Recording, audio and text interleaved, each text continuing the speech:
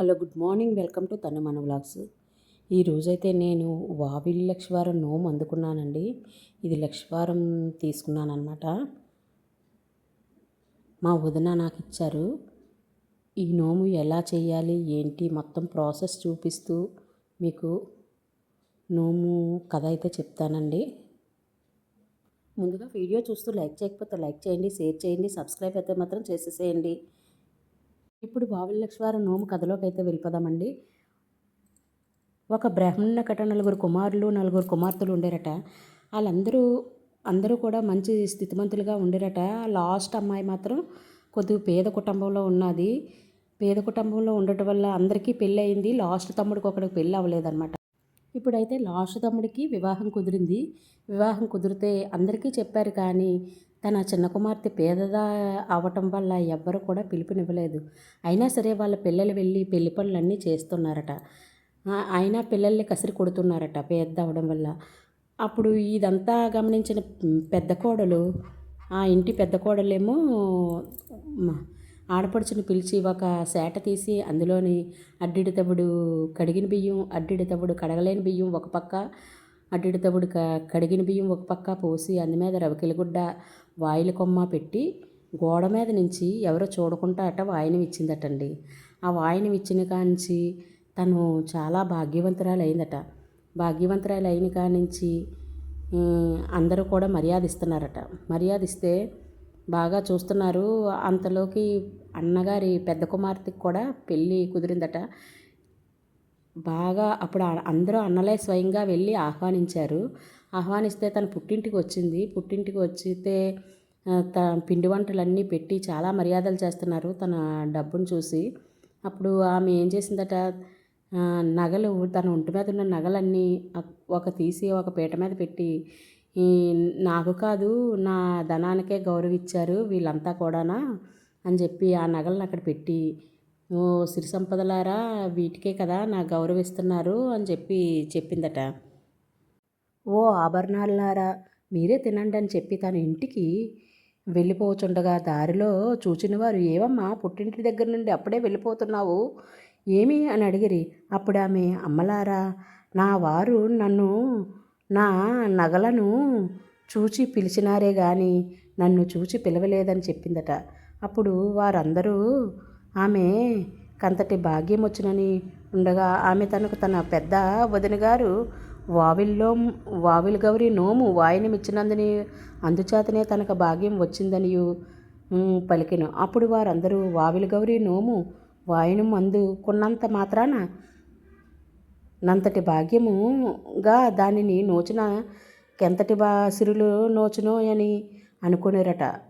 ఆ వాయినం అందుకోవడం వల్లే ఆవిడకంత భాగ్యం వచ్చింది, అంత సిరి సంపదలు వచ్చాయని అందరూ చెప్పుకున్నారట. అప్పుడు ఉద్యాపనం ఎలా చేయాలంటే, మొదటి ఏట ప్రతి లక్షవారము కథ చెప్పుకొని అక్షంతలు వేసుకొనవలేను. రెండవ ఏట ఒక లక్షవారం నాడు కొత్త చేటలో అడ్డెడు తవుడు కడిగిన బియ్యమును, అడ్డెడు తవుడు కడగని బియ్యమును పోసి వాటిలో ఒక వావిలి కొమ్మను, కొత్త రవికిల గుడ్డను దక్షిణ తాంబూలం ఇచ్చి ఆ చేటను ఒక పాత చేటతో మూసి ఒక ముత్తైదునకు గోడ మీద నుండి వాయినం ఇవ్వవలను. కథలో లోపమున్నను వ్రతములో లోపముండరాదు. పద్ధతి తప్పినను ఫలము తప్పదు. ఇక్కడ ఈ చేటలో బియ్యం పోసినప్పుడు అండి, ఫస్ట్ ఆకు వేసి అందులో బియ్యం పోసాము. ఫస్ట్ అయితే వదిన పొడి బియ్యం పోసారనమాట. పొడి బియ్యం కాదు వదిన, ముందు కిందన తడి బియ్యం పోసే తర్వాత ఒక ఆకు వేసి పొడి బియ్యం వేయండి, బియ్యం ఎక్కడ పాడవు, తడి బియ్యం ముందు యూజ్ చేసేసుకోవచ్చు కదా అని చెప్పేసి అలా చెప్పగలే మళ్ళీ మార్చారు. ఫస్ట్ తడి బియ్యం అయితే పోసేసి తర్వాత ఇంకొక ఆకు వేసి పొడి బియ్యం అయితే పోసారు. అసలు ఎక్కడ ఈ బియ్యం ఏం చేయాలి ఏంటి అని డౌట్స్ ఉంటాయండి. ఈ బియ్యం ఏమీ చేయనవసరం లేదు, వంట చేసుకోవచ్చు మనం. నేను ఇంటికి వచ్చాక దేవుడి మొలను అయితే పెట్టేసి ఇలా మన ఇంట్లో కూడా అంతలోకి దీపం వెలిగించుకొని ఉంచుకోవాలండి. దీపం వెలిగించి ఉంచే వెళ్ళాను. అయితే ఇంట్లో దేవుడి మొలను అయితే ఇలా పెట్టేసుకొని దేవునికి చూపించేసిన తర్వాత దండం పెట్టేసుకొని తర్వాత అయితే ఆ తడి బియ్యాన్ని అయితే తీసి వంట అయితే చేశానండి. మొత్తం అన్నీ ఒకే రోజు తినలేం కదా. 5 తవ్వల బియ్యం అంటే మొత్తం మీద 2 కేజీలన్నర బియ్యం అండి. ఆ 5 తవల బియ్యాన్ని వే అలా సేటలో ఉంచి పొడి బియ్యం ఉన్నాయి కదండి, వేరే ఆకేసి పెట్టింది, అవి చక్కగా ఒక గిన్నెలోకి అయితే తీసేసుకున్నాను. పొడి బియ్యంకి అస్సలు తడే అంటుకోలేదు మధ్యన ఆకేయటం వల్ల. ఫస్ట్ కింద తడి బియ్యం ఉండటం వల్ల మీదన ఆకేసి పొడి బియ్యం పెట్టడం వల్ల అసలు తడి అంటుకోలేదండి. అవి వేరు చేసేసాను, వేరు చేసి ఒక దగ్గర పెట్టేశాను. పెట్టేసి తడి బియ్యం మాత్రం ఆ సేటలోని అలాగా కొన్ని తీసుకొని వంట చేసుకొని మిగిలిన అలా నేర్పి అయితే పెట్టానండి. చక్కగా బియ్యం ఎక్కడా కూడా 2 రోజులు 3 రోజులు వండాను, ఎక్కడా పాడవలేదు ఏవి కూడానా. ఇవి ఏం చేసుకోవచ్చు ఏంటి అనేది కొంతమందికి డౌట్స్ ఉంటాయి కదా.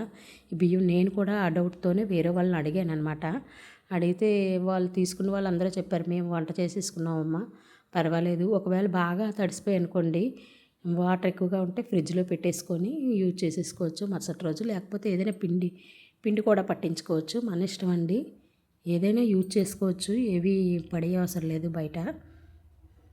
తడిసిపోయాయి చేసేయని మనం జాగ్రత్తగా ఉంచుకుంటే అన్నీ బాగానే ఉంటాయి. ఇక్కడ ఇగండి గోడ, పెదనాన్నగారింటికి మా ఇంటికి గోడ ఉంటే ఆ గోడ మీద నుంచి అయితే నోమిస్తుంది. మేడ ఎక్కాం అనమాట, మేడ మేంచే గోడ ఉంది, అందువల్ల మేడెక్కి పెదనాన్నగారింటికి మా ఇంటికి మధ్యని అక్కడి నుంచి ఇలా నోము అయితే అందేసుకున్నాను. మీరు కూడా ఇలాంటి నోములు తీసుకున్నారా, చేశారా? కామెంట్ సెక్షన్లో కామెంట్ చేసేసేయండి. వీడియో చూస్తూ లైక్ చేయకపోతే లైక్ చేసేసేయండి. ఇలా మా ఇంటికి అయితే వచ్చేసాను ఫైనల్లీ.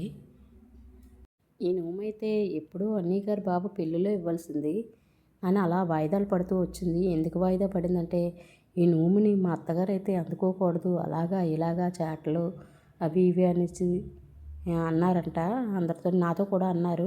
అంటే నేను తీసుకుంటాను, నేనే కావాలని పట్టించుకున్నానండి నోము. మా వదిన పట్టమన్నాను, మా వదిన నోములు ఎక్కువ పడుతుంది. నేను ఇప్పుడు పూజలు చేస్తాను కానీ నోములు అయితే ఇప్పటి వరకు పట్టలేదండి. కానీ అనకాపల్లి మాత్రం నోములు చాలామంది ఎక్కువగా పడుతుంటారు. ఇక నోము తెచ్చుకునే సామాన్లు అయితే ఇలా తీసుకున్నానండి. నోములో అయితే కంపల్సరీ పెట్టవలసిన లక్కజోళ్ళు, నల్లపూసలు అండి. ఇవి మీకు చెప్పానో లేదో, జాకెట్ ముక్క, లక్కజోళ్ళు, నల్లపూసలు, పసుపు కుంకుమ, తాంబూలము అండి కంపల్సరీగా పెట్టవలసినవి. ఇక్కడ పళ్ళు మనకి ఏవి నచ్చితే పెట్టుకోవచ్చు ఉంటే, లేకపోతే లేదు. ఈ నోము తెచ్చుకునేవన్నీ సర్దుకుంటున్నాను. బియ్యం కూడా తీసి వంట చేయడానికైతే కొన్ని బియ్యం తీసేసుకున్నాను. ఇట్లకి అవి అన్నీ సర్దేశాను వెంటనే, అంటే తడి బియ్యం కదండి, అందువల్ల వెంటనే తీసేసి ఇలా చేశానన్నమాట. వీడియో అయితే మీకు నచ్చిందని అనుకుంటున్నానండి. వీడియో నచ్చితే మాత్రం కంపల్సరీ లైక్ చేసి షేర్ చేయండి. సబ్స్క్రైబ్ మాత్రం చేయకపోతే సబ్స్క్రైబ్ చేసేసేయండి. థ్యాంక్ యూ ఫర్ వాచింగ్ అండి.